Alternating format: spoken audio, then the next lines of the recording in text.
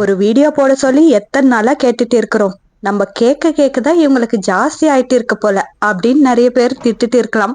திட்டுக்கினீங்களா இல்லையான்ட்டு கண்டிப்பா கமெண்ட்ல சொல்லிடுங்க. எனக்கு கொழுப்பொன்னும் ஜாஸ்தி ஆகல.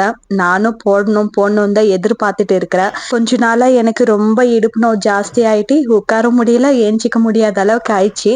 ஸோ அதனாலதான் இந்த ஸ்டிச்சிங்கோ கட்டிங்கோ இதெல்லாம் போட வேண்டாம் அப்படின்னு நினைச்சேனே தவிர உங்களுக்கு வீடியோ போடக்கூடாது அப்படின்னு கிடையாது. ஸோ ஃபைனலி நீங்க கேட்ட வீடியோ இதோ இன்னைக்கு உங்க முன்னாடி கொண்டு வந்துட்டேன். Lining blouse cutting and stitching video. But இதுல ஸ்டிச்சிங் காமிக்க போறது கிடையாது, ஏன்னா வீடியோ ரொம்ப லென்த்தி ஆயிடும். ஸோ அதுக்காக தான் இன்னொரு வீடியோல காமிக்கிறேன். ஃபர்ஸ்ட் வந்து கட்டிங் பார்க்கலாம். ஃபர்ஸ்ட் எப்பவுமே லைனிங் கிளாத் தான் கட் பண்ணிக்கணும். ஃபர்ஸ்ட் இந்த மாதிரி ரெண்டா ஃபோல்ட் பண்ணிக்கணும், ஈவனா ஃபோல்ட் பண்ணிக்கணும். அதுக்கப்புறம் நம்ம ஃபர்ஸ்ட் எடுக்க வேண்டிய ஸ்டெப் என்னன்னா இடுப்பு மெஷர்மெண்ட் எடுத்துக்கணும். அதுக்கு இடுப்பு எந்த அளவுக்கு இருக்கு அப்படின்ட்டு ஒரு மார்க் பண்ணிக்கணும். அதுக்கப்புறம் பின்னாடி 2 டாட் இருப்போம் இல்லையா, ஒரு டாட்டுக்கு ஆஃப் இன்ச்சா 2 டாட்டுக்கு 1 இன்ச் விட்டிக்கணும். அதுக்கப்புறம் எக்ஸ்ட்ரா கிளாத் விடுவோம் இல்லையா, ஸோ பிகினர்ஸா இருந்தா 2 இன்ச்சஸ் வரைக்கும் விட்டிக்கணும்.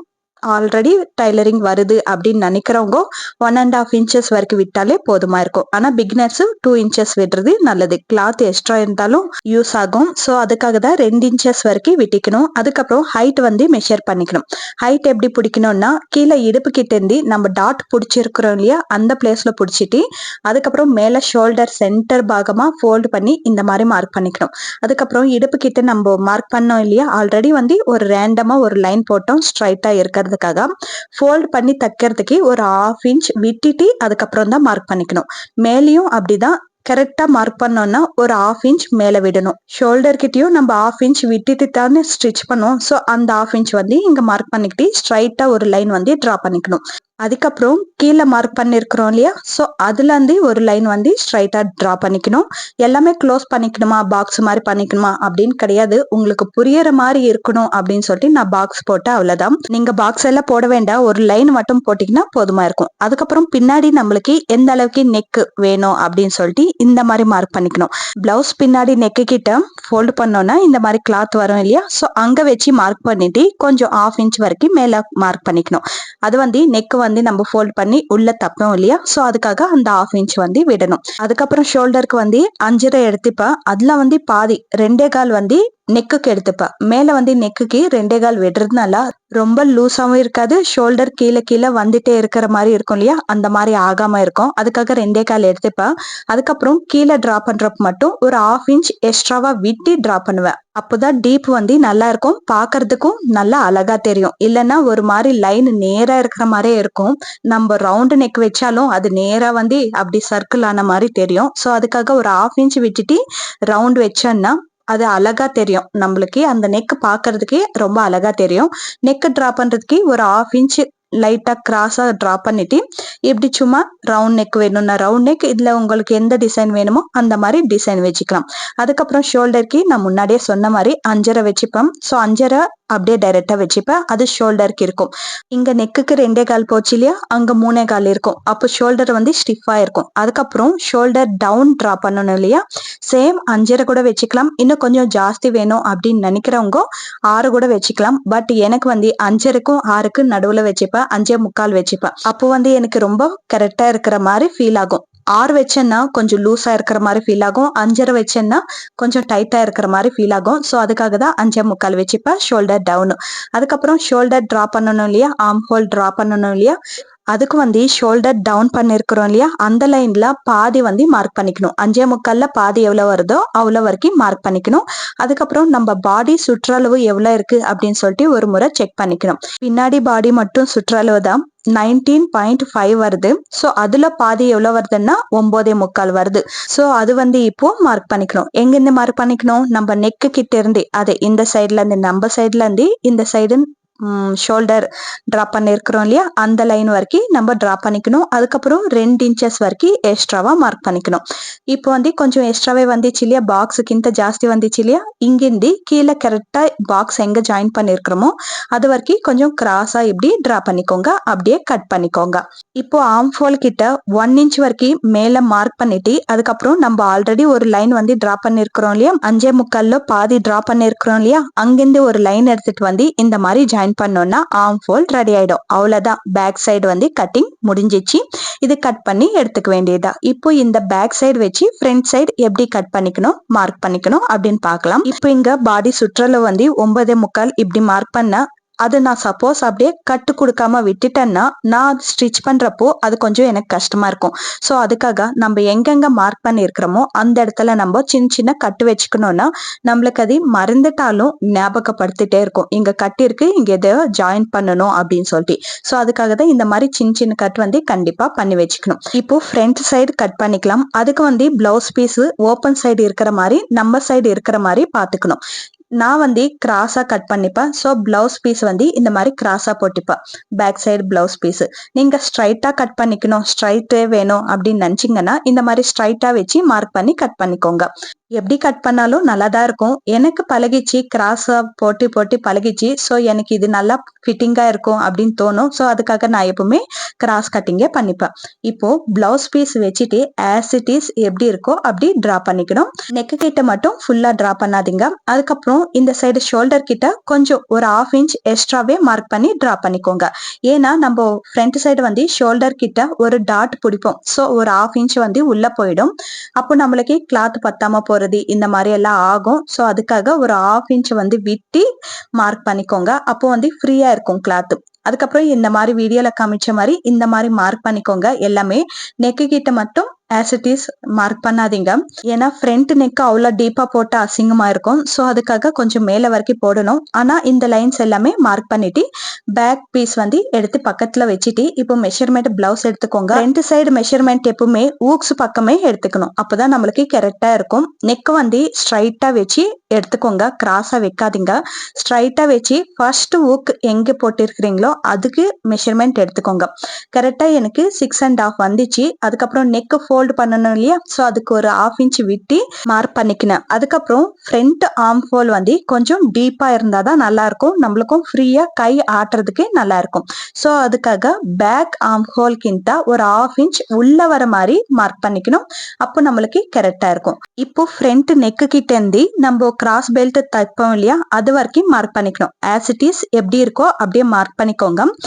மேல வந்து ஒரு 1/2 இன்ச் விட்டுட்டு அதுக்கப்புறம் கரெக்டா நம்ம எங்க கிராஸ் பெல்ட் அட்டாச் பண்ணிருக்கிறோமோ அது வரைக்கும் மார்க் பண்ணிட்டு அதுக்கப்புறம் ஒரு 1/4 இன்ச் எக்ஸ்ட்ராவா மார்க் பண்ணிக்கோங்க. அது எதுக்குன்னா ஒரு டாட் பிடிப்போம். ஸோ அந்த டாட்க்கு வந்து ஒரு 1/4 இன்ச் எக்ஸ்ட்ராவா வேணும். அதுக்கப்புறம் நம்ம கிராஸ் பெல்ட் தைக்கிறதுக்கு ஒரு 1/2 இன்ச் கண்டிப்பா உள்ள போகும் இல்லையா, அந்த 1/2 இன்ச் விட்டுட்டு எல்லாமே மார்க் பண்ண பிறகு இங்க கரெக்டா எல்லாருக்குமே சொல்றா 5.5 இல்லைன்னா 6 தான் வரும். மோஸ்ட்லி இப்படிதான் வரும். ஸோ அந்த மெஷர்மெண்ட் கரெக்டா இருக்கா இல்லையான்ட்டு செக் பண்ணிக்கணும். அதுக்கப்புறம் இன்னொரு பக்கம் ஃபினிஷிங் கொடுப்போம் இல்லையா, அங்கேயும் நம்ம கிராஸ் பெல்ட் மேல தப்போம் இல்லையா. ஸோ அதுக்காக ஃப்ரண்ட் சைடு எப்பவுமே கிராஸ் பெல்ட் எங்க வருதோ அது வரைக்கும் மார்க் பண்ணிக்கிட்டு அதுக்கப்புறம் கிராஸ் பெல்ட் உள்ள போகிறதுக்கு ஒரு 1/2 இன்ச் விட்டு இந்த பக்கமும் மார்க் பண்ணிக்கணும். இது எல்லாமே மார்க் பண்ண பிறகு இப்போ சென்டர் பாயிண்ட் வந்து மார்க் பண்ணிக்கணும். இது எங்கிருந்து, ஷோல்டர் சென்டர் பாகத்துல இருந்து இந்த மாதிரி வச்சு பாயிண்ட் எங்க பிடிச்சிருக்கிறோமோ அங்க ஒரு சும்மா அப்படி டாட் வச்சுக்கோங்க. நம்ம பிடிக்கிற பாயிண்ட் கரெக்டா இருக்கா இல்லையா அப்படின்னு செக் பண்றதுக்கு. அதுக்கப்புறம் கீழே தச்சிருப்போம் இல்லையா, கிராஸ் பெல்ட் கூட சேர்த்து தச்சிருப்போம் இல்லையா, அந்த பாயிண்ட் வந்து இந்த மாதிரி மார்க் பண்ணிக்கணும். இப்போ இதுதான் சென்டர் பாயிண்ட். இது வந்து இதுவும் சேம் ஒரு 1/2 இன்ச் எக்ஸ்ட்ராவா விட்டுக்கணும். ஏன்னா அந்த கிராஸ் பெல்ட் வந்து உள்ள போகும். இது சென்டரா இருக்கா இல்லைன்னு செக் பண்ணிட்டு சென்டரா ஒரு லைன் வந்து ரேண்டமா இப்படி டிராப் பண்ணிக்கோங்க. இப்போ நம்ம மார்க் பண்ணி இருக்கிற எல்லா டாட்ஸுமே ஜாயின் பண்ணணும், அவ்வளவுதான். இது இப்படி லைட்டா கிராஸா தான் வரும். இப்போ இங்க 4 இன்ச்சஸ் வந்துச்சுன்னா நீங்க கரெக்டா டிரா பண்ணிருக்கிறீங்க அப்படின்னு தான் அர்த்தம். நம்ம எப்பவுமே ஊக்ஸ் பக்கத்துல இருந்து மார்க் பண்றப்போ 4 இன்ச்சஸ் விட்டு இந்த டாட் பிடிக்கிற இடத்துல 4 இன்ச்சஸ் வந்துச்சுன்னா அந்த டாட் வந்து கரெக்டா வரும். இப்போ மார்க் பண்ணிருக்கிற எல்லா மார்க்கிங்குமே இந்த மாதிரி ஜாயின் பண்ணிட்டு இப்போ வந்து 3 டாட்ஸ் வரும் இல்லையா ஃப்ரண்ட் சைடு, அந்த டாட்ஸ் வந்து எப்படி மார்க் பண்ணிக்கணும்னு பார்க்கலாம். பிரெஸ்ட் ரொம்ப பெருசா இருக்கிறவங்களுக்கு இந்த சைடும் அந்த சைடும் 1.5 இன்ச்சஸ் விடணும். மீடியமா லிமிட்டா தான் இருக்கு அப்படின்றவங்களுக்கு 1.25 இன்ச்சஸ் இல்ல 1 இன்ச்சஸ் கூட வச்சுக்கலாம். நான் வந்து 1 இன்ச்சஸ் வந்து வைக்கிறேன். அதுக்கப்புறம் கிராஸா வச்சு 3 இன்ச்சஸ் வரைக்கும் மார்க் பண்ணிக்கணும். ஸ்ட்ரைட்டா வைக்க கூடாது, இந்த மாதிரி கிராஸா வச்சு 3 இன்ச்சஸ் எங்க வருதோ அந்த லைனுக்கு வந்து டிரா பண்ணிக்கணும். அதுக்கப்புறம் ஊக்ஸ் பக்கம் நம்ம லைன் போட்டு இருக்கிறோம் இல்லையா, ஸோ இங்க வந்து சென்டர் பாயிண்ட் எடுத்துக்கிட்டு இங்கிருந்து ரேண்டமா ஒரு லைன் டிரா பண்ணிட்டு அதுக்கப்புறம் சென்டர் டாட்ல இருந்து 2 இன்ச்சஸ் வர மாதிரி நம்ம டிரா பண்ணிருக்கிற லைனுக்கு சென்டர் பாயிண்ட்க்கு 2 இன்ச்சஸ் வர மாதிரி பார்த்துக்கிட்டு இந்த மாதிரி மார்க் பண்ணிக்கணும். எல்லா டாட்ஸ்க்குமே 2 இன்ச்சஸ் கேப் இருக்கணும், அவ்வளவுதான். அதுக்கப்புறம் ஷோல்டர் கிட்டயும் ஒரு டாட் வரும் இல்லையா, இது மார்க் பண்றப்போ தான் நிறைய பேருக்கு மிஸ்டேக் ஆயிட்டே இருக்கும். ஸோ இது மார்க் பண்றது ரொம்ப ஈஸி தான். இந்த மாதிரி கிராஸா நம்ம டிரா பண்ணிருக்கிறோம் இல்லையா, அந்த கிராஸ் ஸ்ட்ரைட்டா வச்சு டிரா பண்ணோம்னா ஷோல்டர் கிட்ட இருக்கிற கிராஸ் வந்து கரெக்டா வந்துடும். அங்கிருந்து கூட 2 இன்ச்சஸ் வரைக்கும் மார்க் பண்ணிக்கிட்டு இந்த மாதிரி மார்க் பண்ணி எல்லாமே கட் பண்ணி எடுத்துக்கோங்க. அதுக்கப்புறம் எங்கெங்க மார்க் பண்ணி இருக்கிறோமோ அங்க எல்லா இடத்துலயுமே இந்த மாதிரி சின்னதா டாட் கண்டிப்பா கொடுக்கணும். ஏன்னா நம்ம ஒரு பிளவுஸ் பீஸ் மேல மட்டும்தான் நம்ம மார்க்கிங் பண்ணிருக்கிறோம், இன்னொரு பிளவுஸ் பீஸ் மேல மார்க்கிங் கிடையாது. இந்த மாதிரி சின்ன சின்ன கட்டு கொடுக்கறதுனால நம்மளுக்கு ஈஸியா ஐடென்டிஃபை பண்றதுக்கும் ஈஸியா இருக்கும், தைக்கிறப்போ ரொம்ப ரொம்ப ஈஸியா இருக்கும். நம்ம மறந்துட்டாலும் அது நம்மளுக்கு ஞாபகப்படுத்தும், இங்க டாட் இருக்கு, கண்டிப்பா நீ எதுவோ மிஸ் பண்ற அப்படின்னு சொல்லிட்டு. இப்போ ஃப்ரண்ட் பீஸ் கட்டிங் முடிஞ்சிச்சு இல்லையா, இந்த பீஸ் எடுத்துட்டு போய் பேக் பீஸ் மேல வச்சு கரெக்டா கட் பண்ணிருக்கிறோமா இல்லையான்ட்டு ஒரு முறை செக் பண்ணிக்கோங்க. அதுக்கப்புறம் கிராஸ் பெல்ட் கட் பண்றதுக்கு நம்ம ரேண்டமா கட் பண்ணிட்டு இருப்போம். பட் நம்ம கட் பண்ணிருக்கிற கிளாத் வந்து தைக்கிறப்போ ரொம்ப பெருசாகிற மாதிரி, முன்னாடி பக்கம் பெருசாகிற மாதிரி, பின்னாடி பக்கம் பெருசாகிற மாதிரி இருக்கும். ஸோ அதுக்காக தான் கிராஸ் பெல்ட் எடுக்கிறது. இந்த மாதிரி மெஷர்மெண்ட் எடுத்து எவ்வளோ வேணுமோ அவ்வளோ நீங்க மார்க் பண்ணி எடுத்துக்கினீங்கன்னா கிராஸ் பெல்ட் கரெக்டா இருக்கும். பீசஸ் வந்து பெருசா இருக்கிற மாதிரி எதுவுமே ஆகாது, கரெக்டா இருக்கும். நம்மளுக்கு தைக்கிறப்போ ஃபினிஷிங் நல்லா வரும். எனக்கு வந்து ஒரு சைடு வந்து 3 இன்ச்சஸ் வந்துச்சு, இன்னொரு சைடு வந்து 3 இன்ச்சஸ் வந்துச்சு. நம்ம இதுக்கு கூட ½ இன்ச் கண்டிப்பா விடணும், ஏன்னா மேலேயும் தப்பும் கீழேயும் தப்பும். ஸோ அதுக்காக இப்போ ஸ்லீவ்ஸ் எப்படி கட் பண்ணிக்கலாம் அப்படின்னு சொல்லிட்டு பார்க்கலாம். நிறைய பேரை செய்யற மிஸ்டேக் சொல்ற. ஃபர்ஸ்ட் பிளவுஸ் பீஸ் 4 ஃபோல்ட் பண்ணிக்கணும், அது கண்டிப்பா ஃபோல்ட் பண்ணணும். பட் இப்போ வர பிளவுஸ் பீஸ் வந்து ரொம்ப சின்னதா இருக்கு, ஸோ நம்ம இப்படி மார்க் பண்ணிடுவோம். கரெக்டா தானே இருக்கு, கொஞ்சம் அட்டாச் பண்ண போதுமா இருக்கும் அப்படின்னு தான் தோணுது இப்படி மார்க் பண்றப்போ. பட் இது கரெக்டான மெஷர்மெண்ட் கிடையவே கிடையாது. ஏன்னு கூட சொல்ற பாருங்க. இப்படி கட் பண்றதுனால தான் நம்மளுக்கு பிளவுஸ் வந்து ஸ்லீவ்ஸ் கிட்ட ரொம்ப மிஸ்டேக்ஸ் வந்துட்டே இருக்கும். அதுக்கப்புறம் கிளாத் பத்தாம 4 பக்கமும் உட்காந்து அட்டாச் பண்ணிட்டே இருப்போம். ஸோ நான் சொல்ற மெத்தட்ல நீங்க ஸ்லீவ்ஸ் கட் பண்ணீங்கன்னா உங்களுக்கு ரொம்ப ஈஸியா இருக்கும். இப்போ நீங்க இங்க மார்க் பண்ணதே பாத்தீங்கன்னா 7.5 இன்ச்சஸ் வருது. பட் எனக்கு ஆர்ம் ஹோல் வந்து 8.5 இன்ச்சஸ் கண்டிப்பா வரணும். இங்க டோட்டலா பிளவுஸ் பீஸே 8.5 இன்ச்சஸ் தான் இருக்கு. எனக்கு இப்போ அட்டாச் பண்ணணும்னா 4 பக்கமும் அட்டாச் பண்ணணும். நீங்க செக் பண்ணணும்னா இந்த மாதிரி ஷோல்டர் கிட்ட இருந்து ஆர்ம் ஹோல் வரைக்கும் எவ்வளவு இருக்குன்ட்டு இந்த மாதிரி செக் பண்ணிக்கணும். பாத்தீங்கன்னா 8.5 இன்ச்சஸ் வருது. ஸோ இப்போ எனக்கு இங்க 8 இன்ச்சஸ் வரைக்கும் பிளவுஸ் பீஸே இருக்கு இல்லையா. ஸோ இந்த மாதிரி மார்க் பண்ணது தப்பு தானே. ஸோ இந்த மாதிரி மார்க் பண்ணாதீங்க எப்பவுமே. பிளவுஸ் பீஸ் வந்து எவ்வளோ இருக்கு, ஆர்ம் ஹோல் வந்து எவ்வளோ இருக்கு அப்படின்னு சொல்லிட்டு முன்னாடியே செக் பண்ணிக்கோங்க. அதுக்கப்புறம் ஹைட் எவ்வளோ வேணும் அப்படின்னு செக் பண்ணிக்கிறது வேணும்னா பிளவுஸ்ல வச்சு செக் பண்ணிக்கலாம். அதுக்கப்புறம் இந்த மாதிரி பிளவுஸ் பீஸ் ஈவனா ஃபோல்ட் பண்ணாம கொஞ்சம் எக்ஸ்ட்ராவா ஒரு கிளாத்து, கொஞ்சம் கம்மியா ஒரு கிளாத்து ஃபோல்ட் பண்ணிக்கணும்னா நம்மளுக்கு அட்டாச் பண்ற வேலை பாதி கம்மியாகும். இங்க ஒரு 2 அட்டாச் கொடுத்தா போதும் இல்லையா. நான் முன்னாடி காமிச்சது வந்து 4 அட்டாச் கொடுக்கணும். ஸோ நிறைய வேலை. இப்போ இந்த மாதிரி கட் பண்றதுனால 2 அட்டாச் பண்ணவே போதுமா இருக்கும். இப்போ கரெக்டா 8.5 இன்ச்சஸ் வச்சு மார்க் பண்ணி எக்ஸ்ட்ரா கிளாத்தும் விட்டு மார்க் பண்றதுனால நம்மளுக்கு வந்து நிறைய வேலையும் இருக்காது. கீழே வந்து 5.5 இன்ச்சஸ் வச்சு அதுக்கப்புறம் 2 இன்ச்சஸ் எக்ஸ்ட்ரா விட்டு இது எல்லாமே ஜாயின் பண்ணிக்கணும். அதுக்கப்புறம் மேல வந்து கொஞ்சம் கர்வா எடுத்துட்டு வந்து விட்டோம்னா ஸ்லீவ்ஸோட மார்க்கிங் வந்து முடிஞ்சிடும். இப்போ நம்ம எப்படி மார்க் பண்ணிருக்கிறோமோ சேம் அதே மாதிரி கட் பண்ணி எடுத்துக்கோங்க. இப்படி பண்றதுனால நம்மளுக்கு வேலை நிறையவே மிச்சமா இருக்கும். அதே விதமா ஸ்லீவ்ஸ் ஜாயின் பண்றப்போ கரெக்டா இருக்கும். ஒன்னு கீழே ஒன்னு மேல இப்படி வர சான்சஸ் இருக்காது. ஸோ அதுக்காக தான் இந்த மாதிரி மார்க் பண்ணிக்கோங்க. பீஸ் வந்து கம்மியா இருக்கிறப்போ, பிளவுஸ் பீஸ் வந்து கம்மியா இருக்கிறப்போ. அதுவே ரொம்ப லென்த்தியா இருக்கு, 4 பக்கம் ஈவனா ஃபோல்ட் பண்ணாலும் எனக்கு பிளவுஸ் வந்து அதே ஸ்லீவ்ஸ் வந்து கரெக்டா இருக்கு அப்படின்னு நினைச்சீங்கன்னா 4 பக்கம் ஈவனா ஃபோல்ட் பண்ணி எடுத்துக்கலாம். பத்தலன்னா இந்த மாதிரி பண்ணிக்கோங்க அப்படின்னு தான் சொல்றேன். இப்போ வந்து எல்லாமே கட்டிங் முடிச்சிட்டோம் இல்லையா, லைனிங்ல எல்லாமே கட்டிங் பண்ணிட்டோம். இப்போ இந்த பீசஸ் எல்லாமே எடுத்துட்டு போய் ஒரிஜினல் பீஸ் மேல நீட்டா அரேஞ்ச் பண்ணிட்டு ஒரு ½ இன்ச் எக்ஸ்ட்ராவா விட்டி மார்க் பண்ணிக்கணும். நம்ம எப்பவுமே ஒரிஜினல் கிளாத் வந்து ஒரு ½ இன்ச் எக்ஸ்ட்ராவே விட்டி மார்க் பண்ணிக்கணும். அப்போதான் நம்மளுக்கு ஸ்டிச் பண்றப்போ கரெக்டா இருக்கும். இல்லைன்னா ரொம்ப குட்டியாயிடும் ஒரிஜினல் பீஸ். ஸோ எப்போ பண்றதா இருந்தாலும் ஒரு ½ இன்ச் எக்ஸ்ட்ராவா விட்டி கட் பண்ணி எடுத்துக்கோங்க. அவ்வளவுதான், கட்டிங் வேலை ஃபுல்லாவே முடிஞ்சிச்சு. இப்போ வந்து இது ஸ்டிச் பண்றதை விட கம் பண்ணி ஒட்டி வைக்கிறது ரொம்ப ஈஸியான வேலை தான். இது பிகினர்ஸ்க்கு ரொம்ப ஈஸியா இருக்கும், நல்லா ஸ்டிஃபா வரும், ஃபினிஷிங் கூட நல்லா வரும். ஸோ அதுக்காக இந்த மாதிரி கம் போட்டு ஒட்டி வச்சு ஐரன் பண்ணீங்கன்னா உங்களுக்கு வந்து வேலை ஈஸியா இருக்கும். பிளஸ் நீட் ஃபினிஷிங்கா இருக்கும். ஸோ அதுக்காக சொல்றேன். நீங்க இது வரைக்கும் ட்ரை பண்ணலன்னா கண்டிப்பா இந்த மெத்தட்ல ட்ரை பண்ணி பாருங்க. உங்களுக்கே ரொம்ப பிடிச்சு போகும். நிறைய வேலை மிச்சமா இருக்கும் மிஷின்ல தைக்கிற வேலை.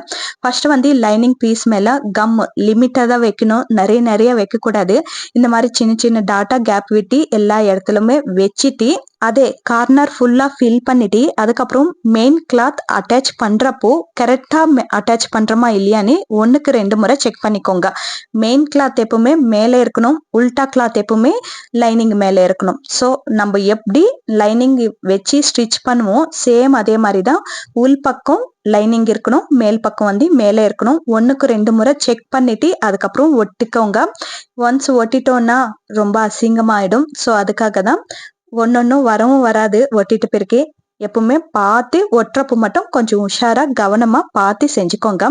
அதுக்கப்புறம் எங்கேயுமே சுருக்கம் இல்லாத மாதிரி நீட்டா வச்சுட்டு அதுக்கப்புறம் லைட்டா சூடு வச்சுக்கிட்டு ஐரன் பண்ணிக்கோங்க. உடனே உங்களுக்கு ஒட்டிக்கும். ரொம்ப சூடு வேண்டாம். லைட்டா சூடு வச்சுக்கினாலே போதுமா இருக்கும். நம்ம கம் போட்ட இடத்துல லைட்டா அப்படி ப்ரெஸ் பண்ணி விட்டோம்னா அது நல்லா ஹீட்டுக்கு வந்து நல்லா ஒட்டிக்கும். ஸ்டிஃபா இருக்கும். நீங்க இந்த மாதிரி பிளவுஸ் தச்சிங்கன்னா இது நான் தான் தச்சேனா இந்த அளவுக்கு ஃபினிஷிங் நல்லா இருக்கே அப்படின்னு உங்களுக்கு கண்டிப்பா தோணும். ஸோ இந்த மாதிரி தான் கம் போட்டு வச்சுக்கணும்.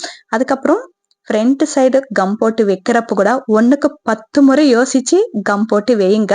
ஏன்னா இது உல்டா ஒன்ஸ் ஒட்டிட்டோம்னா அவ்வளவுதான் போச்சு.